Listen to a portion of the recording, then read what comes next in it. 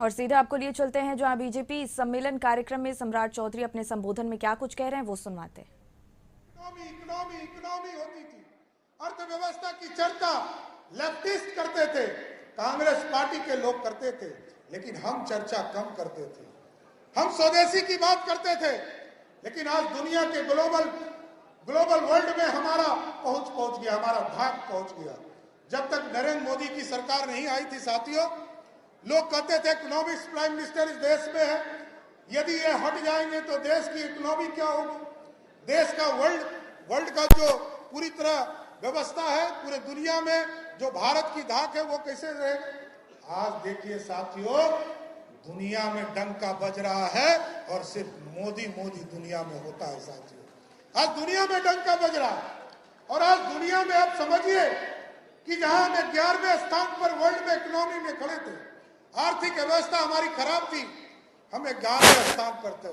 और जिस अंग्रेज ने हम पे 200 वर्षों तक राज किया है साथी, उसी अंग्रेज को हराकर हम 11वें स्थान से 5वें स्थान पर पहुंचने का काम नरेंद्र मोदी की नेतृत्व में किया है। और इस देश में याद कीजिए, अभी देश के यशस्वी प्रधानमंत्री जी आए थे नालंदा, हम विजय जी और आदरणीय मुख्यमंत्री नीतीश कुमार जी वहां साथ में थे उनके, हमें गौरव लग रहा था। हमको लग रहा था कि आज से लगभग 600 वर्ष पहले जिस अलाउद्दीन खिलजी ने इस बिहार के नालंदा यूनिवर्सिटी को जलाने का काम किया था, उसको पुनर्वासित करने का काम मोदी और नीतीश कुमार की सरकार कर रही है। और आगे भी सपना है साथियों, अभी नालंदा बनाया और एकदम संकल्पित है हम लोग अगले 5 वर्षों में जो नालंदा बना है उसी तरह विक्रमशिला को भी बिहार में स्थापित करने का काम किया जाएगा साथियों। इसलिए साथियों, मैं आग्रह करना चाहता हूं, निवेदन करना चाहता हूं, आप संगठन के लोग एक एक नीचे की व्यवस्था को ठीक करते हुए और लोगों को अपनी बात पहुंचानी पड़ेगी। किसानों की चर्चा, लोग सिर्फ किसानों की चर्चा करते थे, लेकिन किसान की समस्या का निदान कभी नहीं करते थे। किसानों के प्रति संवेदना जरूर व्यक्त करते थे, लेकिन किसानों के हित की बात नहीं करते थे।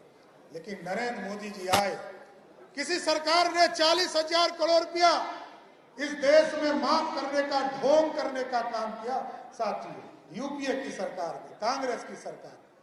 लेकिन नरेंद्र मोदी की सरकार ने पिछले 10 वर्षों में लगभग 3,60,000 करोड़ रुपया देकर सभी किसानों के खाते में 6-6 हजार रुपया पहुंचाने का काम किया साथियों। ये है विकास। अब कोई खाद के लिए चिंता नहीं करता। इसलिए साथियों, आज हम आग्रह करेंगे, निवेदन करेंगे आप लोगों से, इस विस्तृत कार्य समिति में इसलिए हम लोगों ने आपको बुलाया है, आग्रह किया करके कि एक एक चीजों को, नीचे की व्यवस्था को खड़ा करना है, जिसका मार्गदर्शन आपको आदरणीय भिक्खू भाई साहब बताएंगे कि आगे संगठन के और चीजों को आगे किस तरह काम बढ़ाना है, और साथ ही साथ बिहार में जो बूथ की व्यवस्था है उसको और सुदृढ़ करने का काम करना। अभी हम लोग, आपको जानकर आश्चर्य होगा, बिहार में 1,90,00,000 परिवार बिहार में गरीब हैं। इनको 2 व्यवस्था, यहां मंगल जी बैठे हैं, हम लोगों ने 2 व्यवस्था खड़ा किया। एक तो सरकार ने सभी लोगों को, नरेंद्र मोदी की नेतृत्व वाली सरकार ने सबको खाने के लिए अनाज देने का काम किया साथियों, जब कोरोना का भीषण दौर चल रहा है। और इसके साथ साथ पिछले 10 वर्षों में आपको जानकर आश्चर्य होगा साथियों कि जितना 70 वर्षों में इस प्रदेश में पक्के मकान नहीं बने, उससे दुगना पक्का मकान, 55 लाख पक्के मकान बिहार में देने का काम मोदी सरकार ने तय किया है। और इस बार हम लोगों ने भी तय किया कि जो छूटे हुए लोग हैं, लगभग 13 लाख लोगों को हम लोगों ने चिन्हित किया है। हम लोगों ने बात किया है देश के ग्रामीण विकास मंत्री जी से, वित्त मंत्री जी से, कि हमारे जो 13 लाख परिवार छूटे हैं, जो जिन लोगों को हम लोगों ने चिन्हित किया है, इसके बाद भी हम लोग, क्योंकि इस देश में प्रधानमंत्री जी का कमिटमेंट है कि हम 3 करोड़ पक्के मकान इस देश में देने का काम करेंगे। अभी हम लोगों के पास 13 लाख लोगों का लिस्ट तैयार है। हम लोगों ने अभी आग्रह किया है कि इसको करने का काम कीजिए, लेकिन हम एक एक कार्यकर्ता से जरूर साथियों से आग्रह करेंगे। यहाँ मंडल अध्यक्ष भी हमारे हैं और जिला के प्रभारी जिला के अध्यक्ष हैं।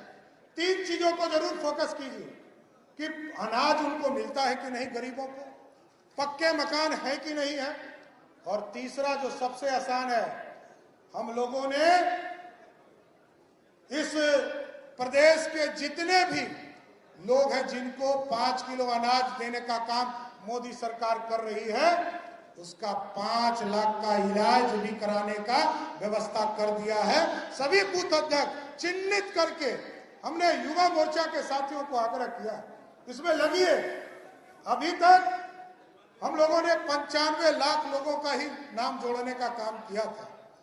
बीच में मैं स्वास्थ्य मंत्री था, जो मंगल जी ने पिछले दिनों इसकी पूरी व्यवस्था शुरुआत किया।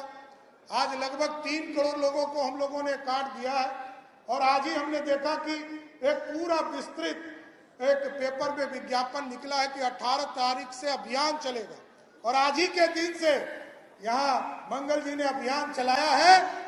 एक एक गरीब को आयुष्मान भारत कार्ड दिलाइए और 5 लाख तक का इलाज का गारंटी मोदी और नीतीश कुमार जी का देने का काम कीजिए सर।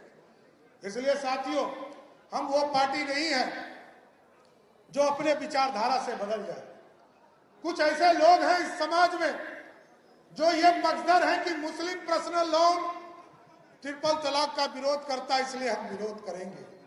लेकिन हमारे यहाँ मानवता की चिंता होती है।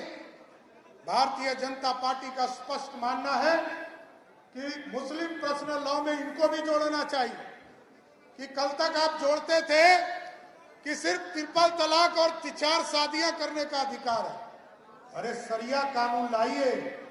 यदि सरिया कानून में यह लिखा है कि जिसने बलात्कार किया उसको ढेला से मारकर, पत्थर मार मार कर उसकी हत्या करना है, और जो छेड़छाड़ी का काम करता है उसके हाथों को काटने का काम करना है, तो आप सरिया कानून पूरी तरह क्यों नहीं लागू करते हो?